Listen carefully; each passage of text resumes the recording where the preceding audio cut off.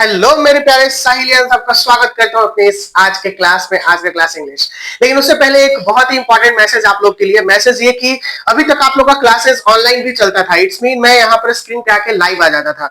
मैं इसलिए आता था कि मेरे बच्चे लोगों को जो अगर एब्सेंट कर रहे हो उनको कुछ फायदा मिले। लेकिन आज आपको एक बहुत बड़ा मैसेज ये मिलने वाला है कि अब आपको ये फायदा नहीं मिलेगा। इसलिए नहीं मिलेगा क्योंकि अब मैं चाहता हूं कि आप लोग प्रेजेंट हुई रेगुलर के क्लासेस में। लाइव क्लासेस आएंगे लेकिन बहुत ही प्रिसाइज आएंगे। प्रिसाइज का मतलब मैं एमसीक्यू का दे दूंगा या फिर समरी का क्लास दे दूंगा, अबाउट द ऑथर दे दूंगा, लेकिन फुल चैप्टर का अब वीडियो उन स्टूडेंट्स के लिए जो स्टूडेंट्स मेरे प्रेजेंट के हैं उनके लिए अब खत्म होने वाला है। ओके, तो अब थोड़ा सा ट्रेंडिंग चेंज होगा साहिलियन एकेडमी का, द टॉपर्स चॉइस का, बायोलॉजी ड्रीमर्स का।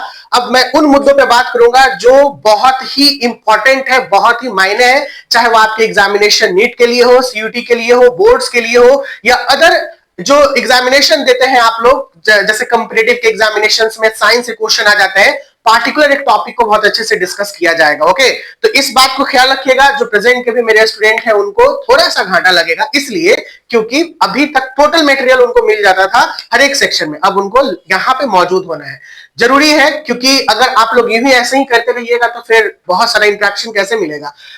लाइव क्लासेस का और ऑफलाइन क्लासेस का बहुत ही डिफरेंसेस है। एक जो इंटरेक्शन होता है बच्चे से टीचर के बीच में, वो लाइव क्लासेस में नहीं मिल पाता है। ऑफलाइन में बच्चे से टीचर का इंटरेक्शन होता है, एक्सप्रेशन पता चलता है, बहुत सारे डाउट एकदम exactly time to time clear हो जाते हैं। तो मैं यही चाहता हूं कि इस बार का रिजल्ट आप लोगों का इतना बेहतरीन हो, इतना बेहतरीन हो कि लोग आसपास के कहें कि यार हाँ, जलवा था इस जगह का और जलवा था आपके बच्चे लोगों का। ओके, तो come to the scene of the last chapter, summary of Bharat is my hope. हमने पूरे चैप्टर को बहुत अच्छे से पढ़ा, सारे कंटेंट ऑलरेडी है ऑनलाइन में और वीडियोस पे भी सारी चीजें। आज समरी होने वाला है इस चैप्टर का, क्योंकि मैंने इस चैप्टर के पूरे एक्सप्लेनेशन दे दिया, अबाउट द ऑथर दे दिया, चैप्टर का सॉल्यूशन भी करा दिया, समरी अभी तक नहीं हुआ था। तो आज जो है, आज ये आपको क्या मिलेगा, समरी यहाँ का मिलेगा। तो चलिए स्टार्ट करते हैं बिना देर के हुए। भारत इज माई होम का समरी है। भारत इज माई होम किनके द्वारा लिखा गया बच्चे लोग? डॉक्टर जाकिर हुसैन के द्वारा। बहुत बढ़िया, ग्रेट। तो यहां से मिलाते चल रहे हैं क्योंकि समरी से भी आपके एमसीक्यूज लड़ेंगे। मैंने कुछ यहां पे लिखा भी है, ध्यान दीजिएगा। The extract Bharat is my home is taken from a speech. सबसे पहले भारत इज माई होम से एक पहला क्वेश्चन आ गया, हमारा फर्स्ट एमसीक्यू, कि भारत इज माई होम क्या है? एक स्पीच है। क्या है? एक स्पीच है। ये स्पीच कौन दे रहे हैं, कौन डिलीवर कर रहे हैं? Doctor Zakir Hussain. Okay, Bharat is my home क्या है? एक स्पीच है। कौन दे रहे हैं? Doctor Zakir Hussain. Bharat is my home किनके द्वारा लिखा गया है या किनके किनके चैप्टर पे बेस्ड है? डॉक्टर जाकिर हुसैन। डॉक्टर जाकिर हुसैन के साथ कौन सा चैप्टर रिलेटेड है? Bharat is my home. ठीक है, यहां से देखिए एमसीक्यू ऐसे पूछता है, ही डिलीवर्ड हिज स्पीच। उन्होंने कब स्पीच दिया? 1967 में। किस चीज के लिए स्पीच दे रहे थे वो? प्रेसिडेंट का ओथ। ठीक है ना, ये ओथ था, ओथ सेरेमनी ऑफ प्रेसिडेंट। समझ में? ओथ का मतलब होता है शपथ लेना।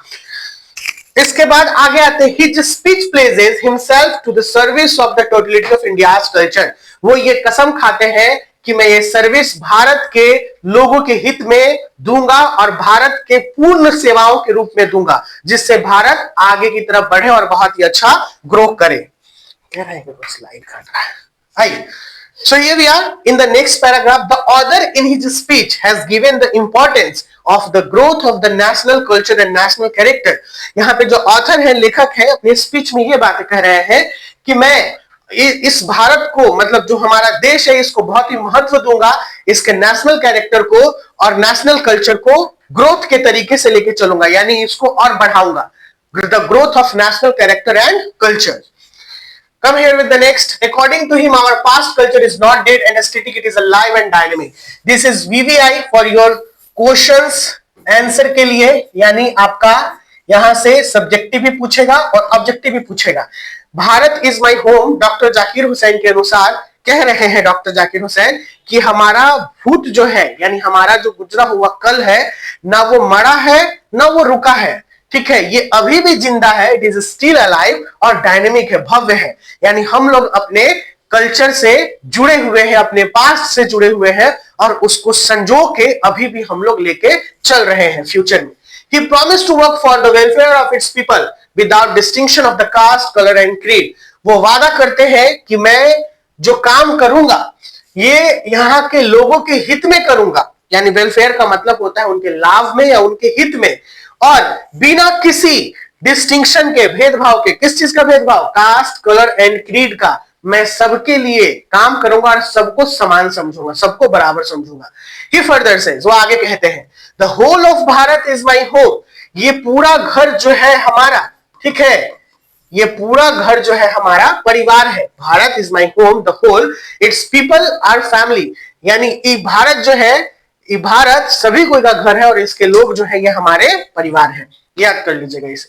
ये कुछ वीवीआई है टॉपिक जो आपका सब्जेक्टिव और ऑब्जेक्टिव दोनों में आ सकता है। And the last paragraph, the author promises to devote his time to the welfare of the people of Bharat.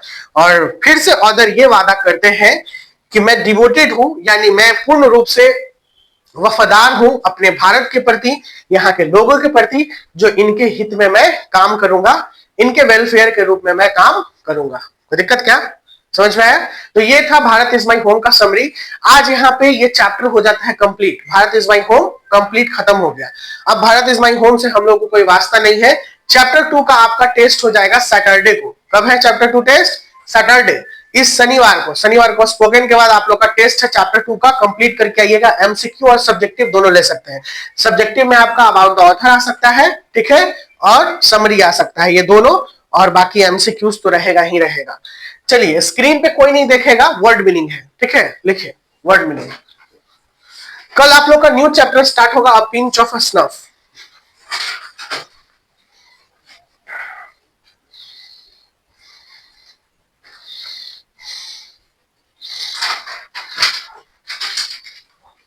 Screen पे कोई नहीं देखेगा, लिखिए रिकंस्ट्रक्शन। रिकंस्ट्रक्शन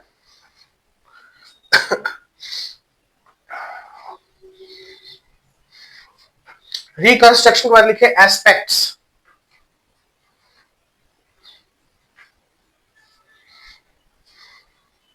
एस्पेक्ट्स के बाद लिखिए म्यूचुअल। एस्पेक्ट्स के बाद म्यूचुअल।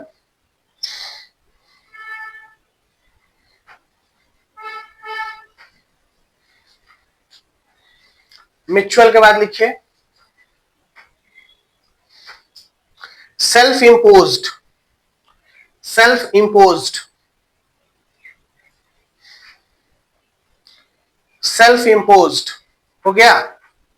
सेल्फ इंपोज्ड के बाद लिखिए अप्रोक्सीमेशन।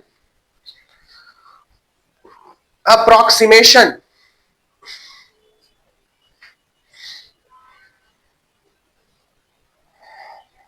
अप्रोक्सीमेशन के बाद लिखिए सस्टेन। सस्टेन। सस्टेन के बाद लिखिए परफेक्शन। परफेक्शन। परफेक्शन के बाद लिखिए ऑर्गेनाइजेशन।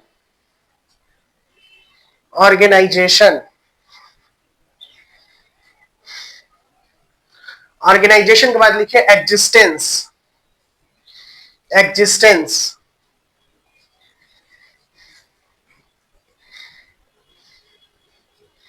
एग्जिस्टेंस के बाद लिखिए इंचैंटिंग। इंचैंटिंग। इंचैंटिंग हो गया 10। चलिए गुड। अब स्क्रीन पर से देख के मिलाइए, सभी कोई देख लीजिए, मिलाइए और देखिए किनका कितना आया है, 10 आउट ऑफ 10 कितना आया है।